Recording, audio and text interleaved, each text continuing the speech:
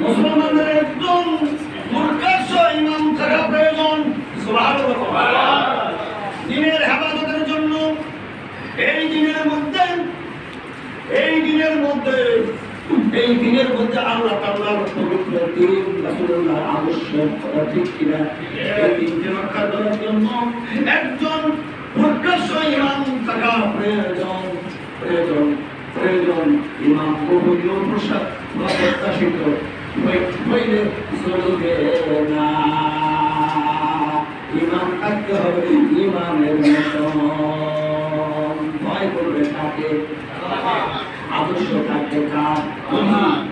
ভয় করবে আল্লাহকে, আদর্শ থাকবে দয়াল নবীজি। সুবহানাল্লাহ। আমি বলি খালিফাতুল মুসলিমিন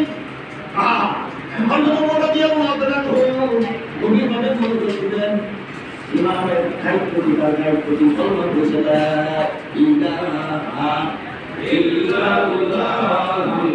মুহাম্মাদুর রাসূলুল্লাহ। মুখে পড়ে নাই, মুখে পড়েছে, অন্তরে বিশ্বাস করে পড়ে তার জীবন দিয়ে এই কলমা অর্থ প্রকাশ করেছে।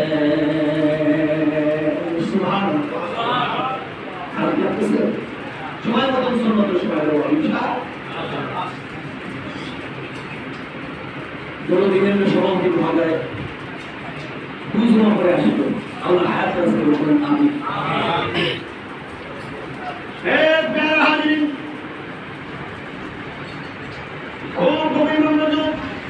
ইমামের উপনীত হলে চলবে না। বান্দাগণ সাহাবাগণের সমালোচনা করিবে।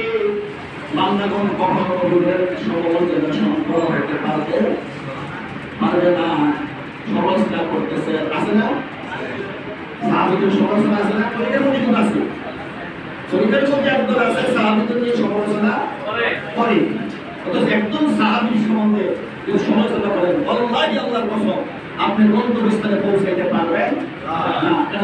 সাহাবী কান্নার চোখ, সাহাবী হলো আকাশের নক্ষত্র সমতুল্য। এই নক্ষত্র কেন হয়েছে?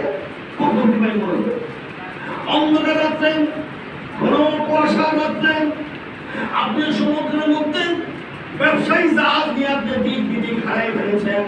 কোন দিকে পূর্ব, কোন দিকে পশ্চিম, কোন দিকে উত্তর, আপনি দিশা পাচ্ছেন পানি আর পানি, শুধু সমুদ্র আর সমুদ্র। আপনি কোন দিক যাবেন, কোন দিক চলে যাবেন এটা ধারের মধ্যে কিনা ঠিক নেই। কিন্তু এখানে বলা হয়েছে আপনি আকাশের দিকে তাকান, আকাশের মধ্যে একটা উত্তর এবং দক্ষিণ একটা তারকার রাস্তা দেখা যায়। গরু রাখে যাইতে যায় না, এটা তারকার মূল কয়েকটা ছায়া পথ। এটা হলো ধর্ম হলো উত্তর দক্ষিণ। আকাশের দিকে তাকালেই বুঝতে পারবেন যে এই দিকে উত্তর, এই দিকে উত্তর, এই দিকে উত্তর, এই দিকে দক্ষিণ। আপনি যদি পূর্বে যাওয়ার প্রয়োজন হয় তাহলে ওইভাবে যাবেন। আল্লাহর হাবিব বলেন সাহাবীরা হলো আকাশের নক্ষত্র সমতুল্য, একজন সাহাবীর পথ যদি সে অনুসরণ করে সে জীবনে কোনোদিন পথভ্রষ্ট হবে না। সুবহানাল্লাহ।